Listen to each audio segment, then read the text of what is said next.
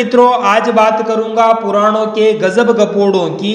इन पोपों ने अपना स्वार्थ सिद्ध करने के लिए और अपनी उदर पूर्ति के लिए और अपनी भोग लीला की तृप्ति के लिए, दारू पीने के लिए और मांस खाने के लिए पुराण गढ़ डाले।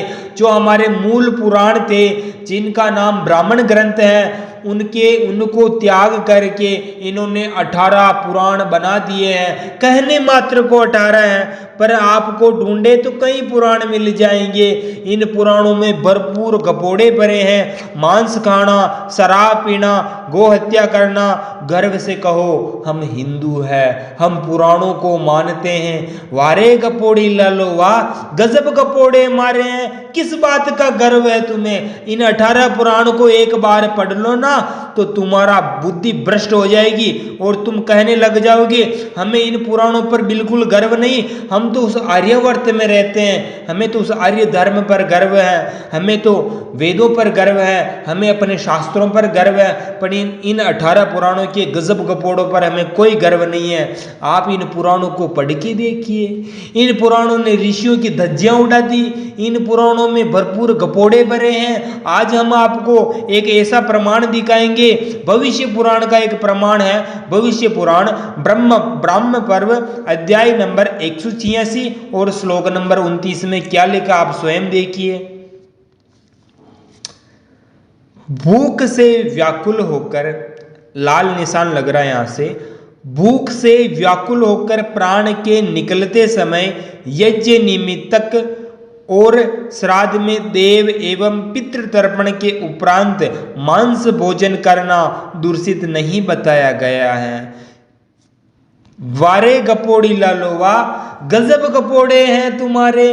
किसी निर्दोष प्राणी को मार करके उसके शरीर से मांस निकालना पाप है।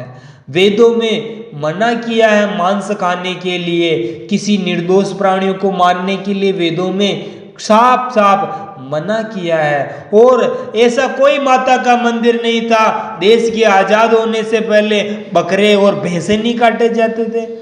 गजब गपोड़े हैं तुम्हारे।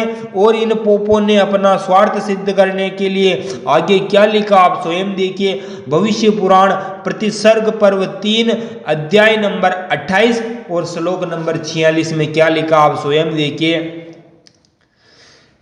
इसे सुनकर उसने कहा, ये लाल निशान लग रहा है यहां से देखिए। इसे सुनकर उसने कहा, महाप्राज्य ज्ञानी विश्वामित्र और श्रृंगी ऋषि ने पहले समय में वेश्या प्रसंग किया था, किंतु किसी को नरक नहीं जाना पड़ा। अतः मुझ कामातुर का आलिंगन करना स्वीकार कीजिए। एक वेश्या उदय सिंह को कहते हैं कि तुम मेरे साथ संभोग करो, तुम मेरे साथ लीला करो। वो कहता मैं ये सब कुकर्म कभी भी नहीं करूंगा। तो उसने कहा कि जब विश्वामित्र और श्रृंगी ऋषि ने किसी समय वेश्या के संग कुकर्म किया, उनको तो नरक में नहीं जाना पड़ा। इससे सिद्ध होता है कि इन पोपों ने अपना स्वार्थ सिद्ध करने के लिए आगे लिखा है, वे महर्षि प्रवर महान तपस्वी थे। यानी कि जो तपस्वी हो और जो तपोबल जिन्होंने प्राप्त किया हो, क्या वो वेश्या प्रसंग कर सकते हैं? आप खुद अपनी बुद्धि लगाइए, इन पोपों के गपोड़ों में मत आइए। ये तुम्हें बर्बाद कर देंगे, तुम्हारी धज्जियां उड़ा देंगे। सत्य मत वेद हैं, आओ वेदों की ओर लौटो। कुछ मतलब नहीं है इन गपोड़ों में। तुम लोग कहते हो कि इन पुराणों में मिलावट हुई है अंग्रेजों और मुसलमानों के बाद।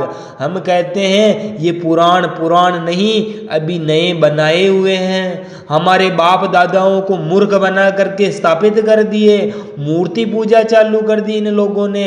और ये शिवलिंग शिव का लिंग है, आप पढ़ के देख लेना शिव पुराण, तुम्हारी बुद्धि काम करने लग जाएगी। गजब गपोड़े हैं पोपो के, मांस खाने की बातें। और ऋषि जो विश्वामित्र और श्रृंगी ऋषि पर लांछन लगा दिया। ऋषि वही तो कहलाता है जिसने वेदों को प्राप्त कर लिया, ईश्वर का साक्षात्कार कर लिया। पर इन पोपों को तो अपनी दुकान लगानी है, इनको ऋषियों के कलंक से क्या लेना देना। क्या भला विश्वामित्र और श्रृंगी ऋषि ऐसे कुकर्म कर सकते हैं? आपका अपना YouTube है, इन हमारे ऋषियों का चरित्र पर जो कलंक लगाया है इन पोपों ने, उसको दूर करने के लिए आप सत्यार्थ प्रकाश अवश्य पढ़ें। आपका अपना YouTube चैनल है। धन्यवाद।